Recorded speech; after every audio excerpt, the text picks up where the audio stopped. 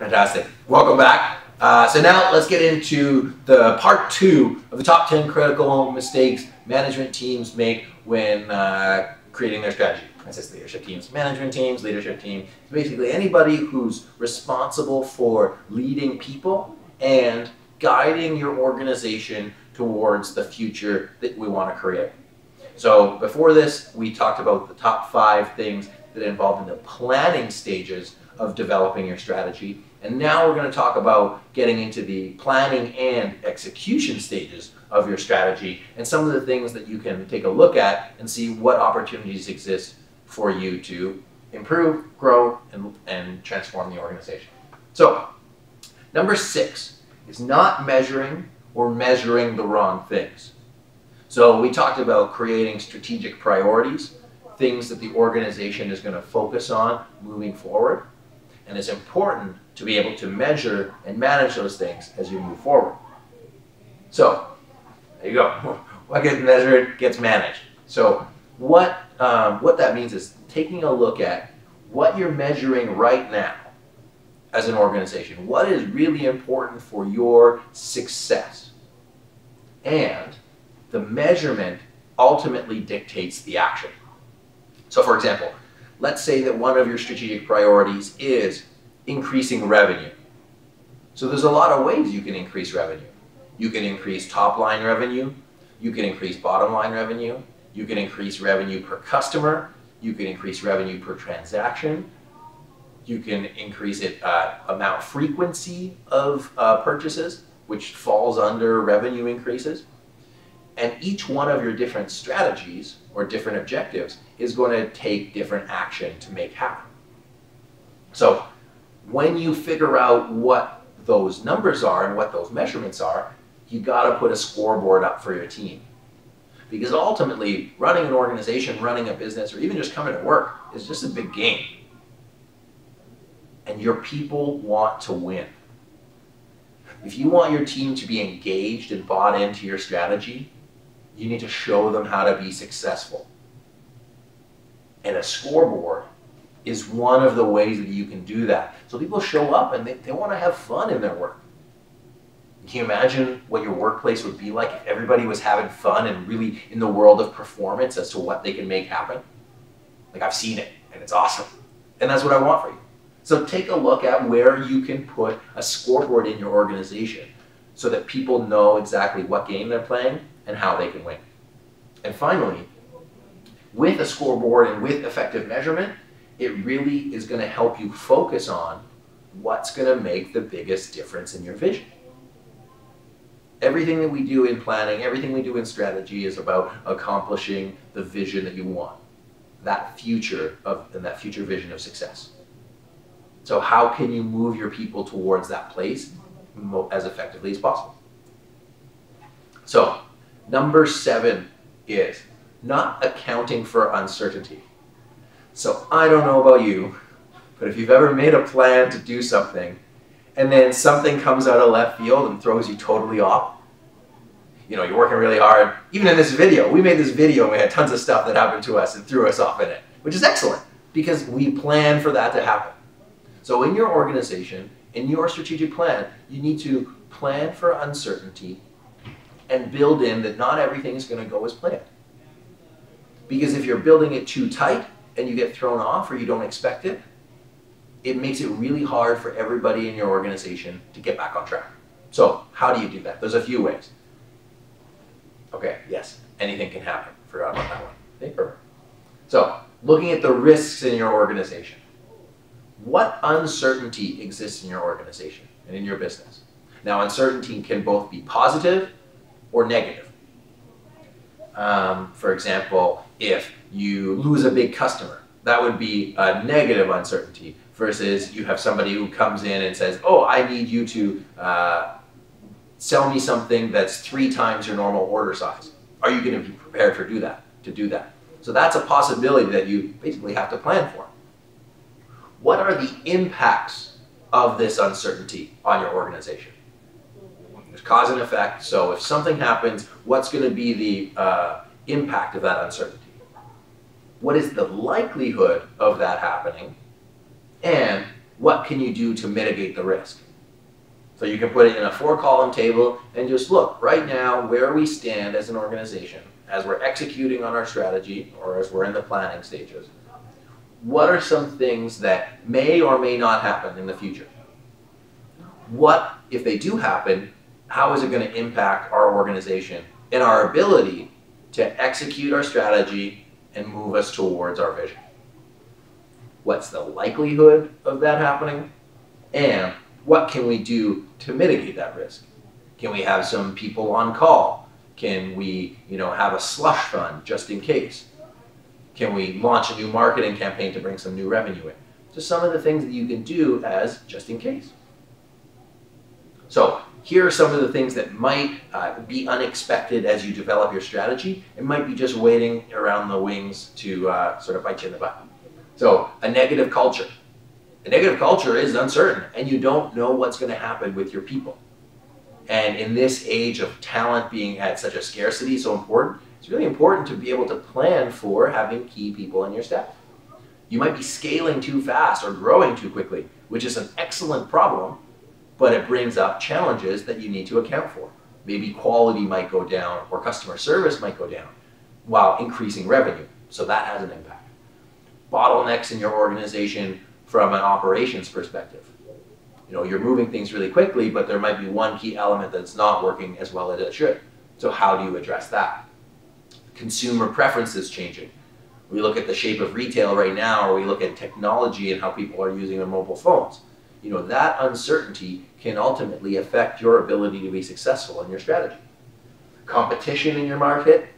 Right now, there's so many industries being disrupted and so many industries being affected by new competitors, either going upstream or downstream. So how will that affect your ability to be successful and ultimately get to where you want to go? Legal changes. So what changes in the law in your region or in other regions that you work in? How will that affect your ability to be successful? Technological changes, same thing we talked about. Managers pulling in different directions. One person wants to do one thing, one person wants to do another thing. How is that going to affect your ability to be successful? What is the impact on your organization? And what can you do to mitigate it? And finally, people don't know what they should do. And it happens in so many organizations where they just show up to work, and if there's something that severely throws people off track, they don't know what to do next. But when you have this plan in place, when you have the uncertainties documented, people know exactly what if A, then B, if B, then C. And it helps the continuity of your organization flow because you don't want to get thrown off track on your way to your vision. So one of the tools that we use for that is called scenario planning. And it's a really hot topic these days with all the uncertainty that exists in the world. And really what you look at is you create multiple versions of the future on two different extremes.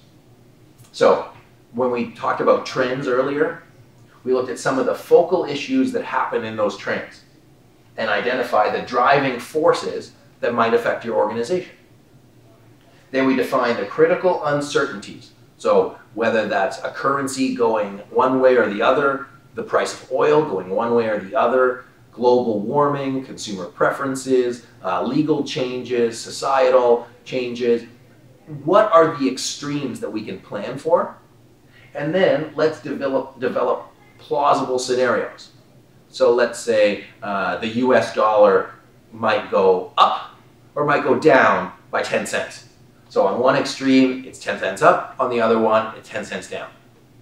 And when you have those alternate versions of the future plan, then you can build a more robust plan around it because you're not just relying on one thing happening. You can build your strategy and it flows. And that's a really key point to remember as we look at the planning process, is that it's not a one-time activity. Building a strategic plan and using a strategic planning framework is really a living document for you to use, create, and review as things change. And where we are in history, things have never changed faster. And that's why strategic planning and an effective process to do it is so important for organizational success. The number 8 critical mistake that leadership teams make when creating their strategy is they forget about their people. Now, this part is really important to me, and because when I walk through somebody's business and I see everybody that works in the organization, whether it be a nonprofit or for-profit or government, your strategy ultimately dictates everything about that person's life, because they show up to work much of their life. And so your ability to help people be successful, like we talked about, and for them to really be excited about their work, that's what an effective strategic plan can make. Because everybody wants to be happy in their work. I've never met anybody who showed up to work saying, I don't want to be happy. And creating a strategic plan that everybody can get bought into is really what that makes possible.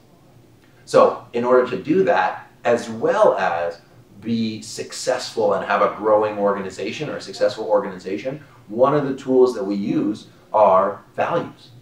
Now, you've probably heard about an organization that has values, and you've probably seen it posted on a wall. And rather than being like, well, that's great. Well, values are really the secret ingredient to be able to get your people to perform and to help them be successful. So let's get into it. So values ultimately drive behaviors. So what are values? Values are a way of being and acting. It's how you would describe your people. So think to yourself now, what values are important to your organization? Don't go to your website and just Google what your values are, but really think, what are the things that you as a human being value out of other people? Or what would you expect out of your people? Another way to think about it is the way we do things around here. How do we do things around here? What do we care about? If your organization was a person, how would you describe the organization as a person? Are they hardworking? Are they committed? Are they, they value work-life balance? But not buzzwords, but really living those values. Another way to look at it is, what is not acceptable behavior? Are you okay with people showing up late? Are you okay with, what do you tolerate? And what are the values that you want versus the values that you have now? So, how do you make your team successful? By shaping values. So first, take a look at the behaviors that you have right now. How would you describe how people act right now? And then look at your vision and say, how would we have to describe people? How would they have to be and act to be successful in the future? And when I say the future is, in your vision, in that vision of success that you've created, how would you describe the people in there in their ways of being and acting? How can you encourage the behavior that you want? So how can you get people to act a certain way? And you can't ever tell somebody to act a way, but you can recommend it. So I'll tell you a little bit more about what that means. So the last point here is, how can you reward the people that live the values that you foster? So you've seen values that are either posted in your existing strategy, or you've seen them online, or somebody else's organization. You say, oh yeah, we value quality and excellence and perseverance and determination and work-life balance. So there's 3 levels that we talk about when we talk about values at SME Strategy. There's talking the talk. And you know what that means. You've probably heard somebody say talking the talk. So yes, these are our values, but that's all you see. There's walking the talk, which is, these are my values and I live them every day. And there's proof to show that I live them. And then there's rewarding the walk. So what do I mean by that? Let's say one of your values is work-life balance. And you want people to have work-life balance. However, you're actually rewarding the people that work hard and stay 15 hours at work a day. Now, as an employee, how would you know how to act? Would you say, oh, I want to act in line with work-life balance? Or I'm going to work in line with working 15-hour days so I can be promoted?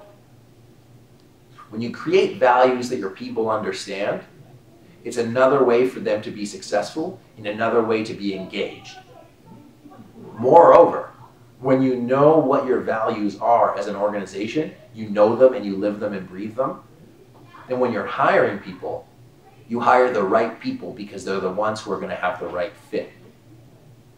So from a norms perspective, everybody agrees on what the acceptable behavior is.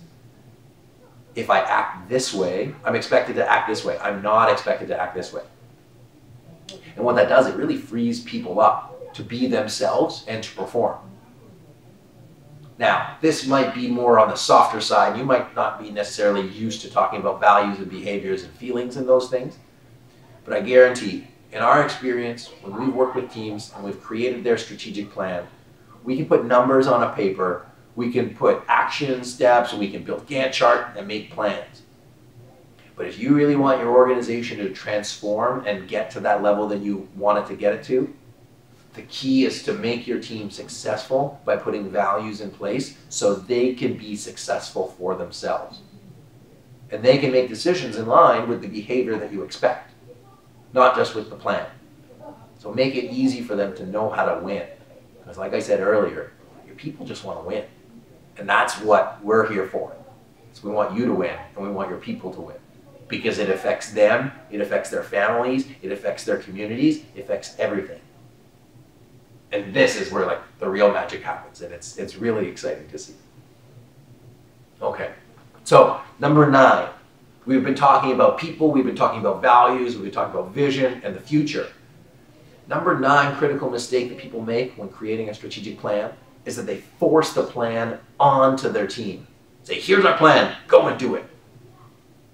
So nobody really likes being told what to do. This person does not look like they're having fun. So how do you create an environment where your people want to be successful in the future that you're creating? So number 1, create an opportunity for them in your plan. What do they see in your vision that makes them want to give it that extra? You've all seen people that like work really committed and that are really excited to come to work. That's because they see an opportunity for themselves, and it's different for every person. So as a manager and as a leader, it's your opportunity and your responsibility to create something for your team in your plan. You want your people to contribute to the plan. Let them put themselves into it, because then they're invested.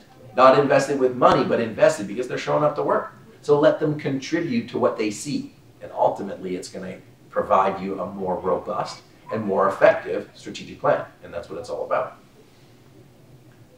Pull your people into the plan. Let them want to be part of it, instead of, again, pushing it on them and saying, do this. Because, again, nobody really likes to be told what to do. And when you do that, when you get everybody moving in the same direction and everybody on the same page and everybody really excited to come to work and do the work, that's when you get alignment. When you have alignment with the vision and the management team, you have alignment with your actual strategy and where you're going, and you have your people on board and everybody's moving in the same direction, that's when you create real success and make huge strides in transformation in your organization. So how to get alignment? It's important to match goals with motivation. So what do people want and what you're providing as an organization? Provide them the tools to be successful. Don't give them the resources that they need. It's not realistic to say, oh, you've got to swim 70% of the way. So let them be successful in your own plan, and they're going to take it on themselves. That's how you get people bought into what you're doing.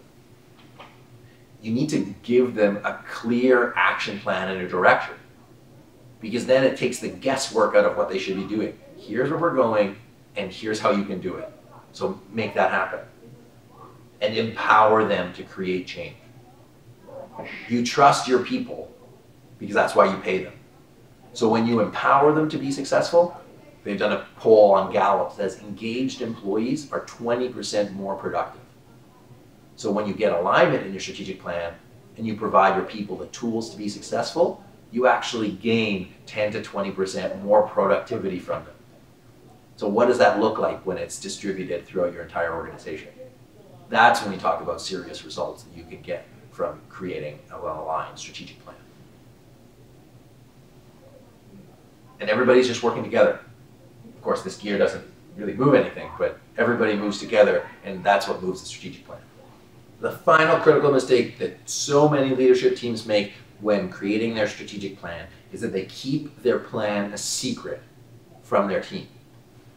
So, one of the things that makes your strategic plan really exciting for everybody in your organization is that they know what's happening. And the way to do that is to communicate it, because your team knows, the rest of your staff know that you've been on a strategic planning offsite or you're working on the strategy. And it doesn't really do you any good if it just stays up with you and your leadership team. So here's how you make it real.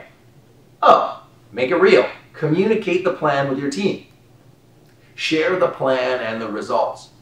What are you creating as a leadership? What are you actually making happen? What is the direction of the company? Because people are dying to know. They want to know why they're coming to work, and they're standing behind your leadership. Share the conversations that you've had. You went into a hotel, you went on a 2-day offsite. What are the conversations you had? How did you get to where you are now? And it should inspire your people to get bought into that future. And then balance the risk and rewards of transparency. Now, I understand that you might not want to tell your staff everything. You might not want to tell them about your financials. You might not want to give them the whole master plan about what you're doing just in case. I urge you to really look at what you stand to gain versus what you stand to lose by sharing the information. Because if your staff doesn't know, your people, not just your staff, your people don't know what your plan is, they're going to come to their own assumptions of what the future is. And I don't know about you, I know when I have something that's on my mind, I always come up with the worst possible thing. And the worst possible thing is not helpful to you in your context of trying to lead your people. You need a context of trust and leadership. And to get that leadership and to get that trust, you need to communicate. So, balance the risk and rewards of transparency. And I personally opt for more transparency, because that's how you get your people to trust you and buy into what you're doing. So share the plan, make it real, speak it into existence. So, we've been talking about some of the mistakes that many management teams and leadership teams make when creating their strategy. So number one, running on assumptions. Creating a plan with not enough information or insufficient information that will build a strong strategy both from within the organization and from outside the organization that will make it successful in the long term. Not setting yourself up for success. So not having a process that is going to lead your strategy now and in the future. Whether that's your strategy meetings, whether that's actually putting a plan together. If you're doing it ad hoc, you're missing out on a lot of opportunities for success, and ultimately you're spending more time, money, and resources than you need to by trying to mishmash everything together. Not having a clear vision.